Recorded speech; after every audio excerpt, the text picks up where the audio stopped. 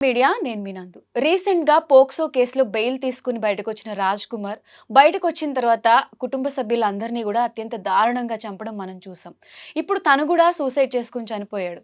అసలు ఈ విషయం పైన మనతో పాటు చర్చించడానికి కృష్ణకుమారి అమ్మ ఉన్నారు. అమ్మతో మాట్లాడి పూర్తి వివరాలు తెలుసుకుందాం. నమస్తే అమ్మ. నమస్తే.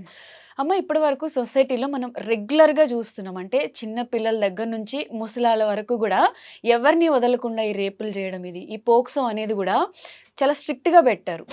అటువంటి దాని నుంచి కూడా బెయిల్ తీసుకొని వచ్చిన తర్వాత రియలైజేషన్ లేకుండా ఆ ఎంటైర్ ఫ్యామిలీని చంపడం, తర్వాత వాడు తిరిగి చచ్చిపోవడం, అసలు ఇవంతా ఎలా చూడాలి మనం? అసలు ఈ కేసు మొత్తంలో రాజ్ కుమార్‌ది ఎంతైతే ఘాతుకం ఉందో, పోలీసులది కూడా అంతే ఉంది. ఈ ఈ కేసు పెట్టడానికి ఆ పాప తల్లి వస్తే, ఆ పాపను వెంబడిస్తున్నాడు, వేధిస్తున్నాడు అని మాత్రమే పెట్టి 2 సంవత్సరాలు జైలు శిక్ష పడే కేసులాగా సెక్షన్స్ పెట్టడం వల్ల అతను అసలు జైలుకే పోలా.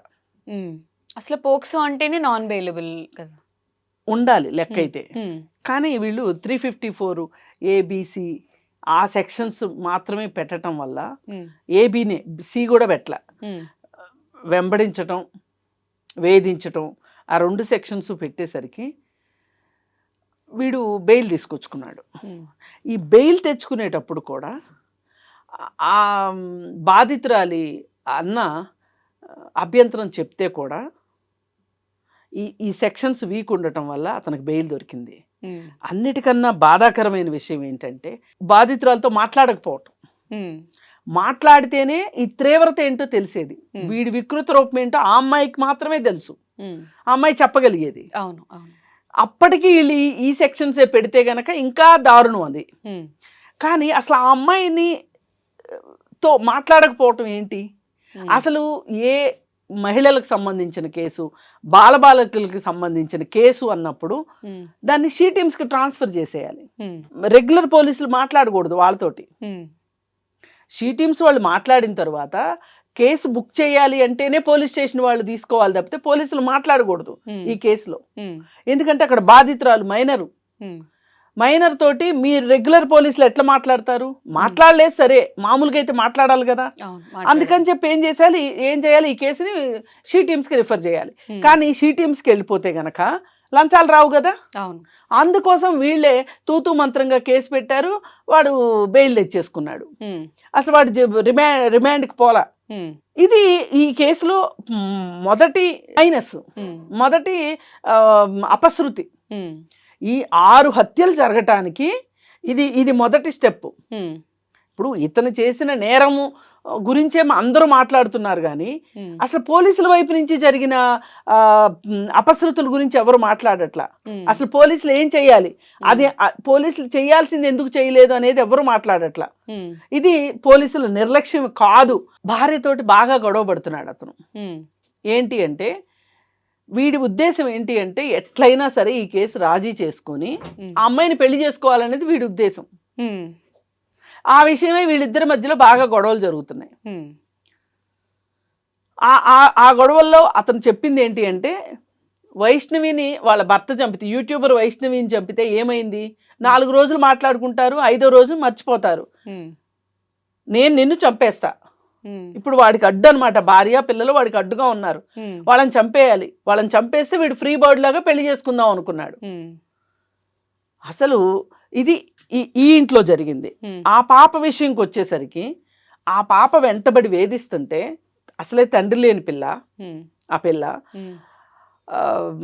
కాలేజీ మానిపించారు వాళ్ళు. ఇలాంటి నికృష్టుల వల్ల ఎంతమంది ఆడపిల్లలు డ్రాప్ అవుట్స్ అవుతున్నారు ఇలాంటి గొడవల వల్ల. సరే ఆ పాపను కాలేజీ మానిపించి ఎగ్జామ్ రాయించడానికి తల్లి తీసుకుని వెళ్ళి ఎగ్జామ్ రాయించేది.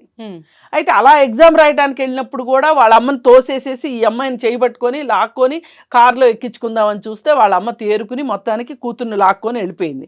వెళ్ళిపోయి పోలీస్ స్టేషన్కి వెళ్ళి కేసు పెట్టింది. అసలు దీన్ని సీరియస్గా తీసుకోకపోవటం. అయిపోయిన తర్వాత ఇతను కత్తిపుచ్చుకొని బెయిల్ వచ్చిన తర్వాత వాళ్ళ ఇంటికి వెళ్ళి ఆ అమ్మాయిని కత్తి చూపించి ఆ అమ్మాయిని బయటికి తీసుకెళ్ళటానికి ప్రయత్నం చేశాడు. బయటికి తీసుకెళ్ళి మరి బెదిరించి పెళ్లికి ఒప్పించుకుందామనో, కేసు విత్డ్రా చేయించుదామనో ఏదో రీజన్ అయితే ఉంది. అడ్డుపడ్డారని వాళ్ళ అమ్మమ్మని చంపేశాడు, వాళ్ళ నాయనమ్మని.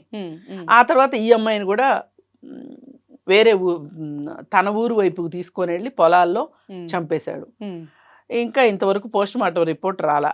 అమ్మాయిని అత్యాచారం చేసి చంపాడా లేకపోతే ఒట్టిగా చంపాడా అనేది తెలీదు, రిపోర్ట్ రాలేదు. అక్కడ ఆ ముగ్గురిని చంపేసిన తర్వాత మళ్ళీ ఇంటికి వచ్చాడు. ఇంటికి వచ్చి భార్యని 2 పిల్లల్ని చంపేశాడు, పారిపోయాడు. పారిపోతే ఇప్పుడు పోలీసులు ఏం చేశారంటే వీడు ఎవరింటికి వచ్చి ఏం చేస్తాడు అని ఊర్లో ప్రజలు కూడా భయపడుతున్నారు. ఇక పోలీసులు 2 లక్షలు రివార్డ్ ఇస్తాము, అతన్ని పట్టించండి అని అడిగారు. ఆచూకీ చెప్పండి అన్నారు. అలాంటి పోలికల్లో ఉన్న వాళ్ళు ఎక్కడన్నా కనిపిస్తే పోలీసులకు ఫోనులు రావటం, పోలీసులు వెళ్ళటం, వాడు కాదని తేల్చుకొని వచ్చేయటం, ఇవన్నీ జరుగుతున్నాయి నిన్నంతా. ఇవాళ పొద్దున కూడా పలానా చోట పొలంలో పడి చనిపోయి ఉన్నాడు, ఏదో వెంచర్లోనో పొలంలోనో. అంతకుముందేమో రైల్వే ట్రాక్కి ఎదురుగా వచ్చాడు, కానీ లాస్ట్ మినిట్లో మనసు మార్చుకుని పక్కకు వచ్చేసాడు. ఇట్లా ఇవన్నీ చెప్తున్నారు. నిజమైనా అబద్ధమైనా ఏదన్నా కానీ అవన్నీ. ఇప్పుడైతే మటుకు చనిపోయిన మాట వాస్తవం, పురుగు మందు తాగి చనిపోయాడు.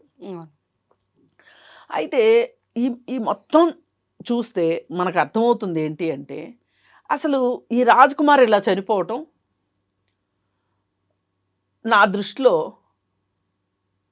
చాలా మనకి తెలియాల్సిన విషయాలు తెలియకుండా సమాధి అయిపోయినాయి.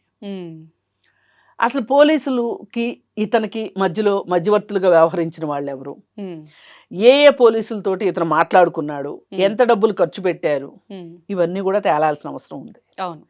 అలాగే ఇతని ఈ మనస్తత్వానికి కారణాలు ఏంటి అనేది కూడా తెలియాల్సిన అవసరం ఉంది. ఇప్పుడు ఇవన్నీ తెలియకుండా సమాధి అయిపోయినాయి ఇవన్నీ.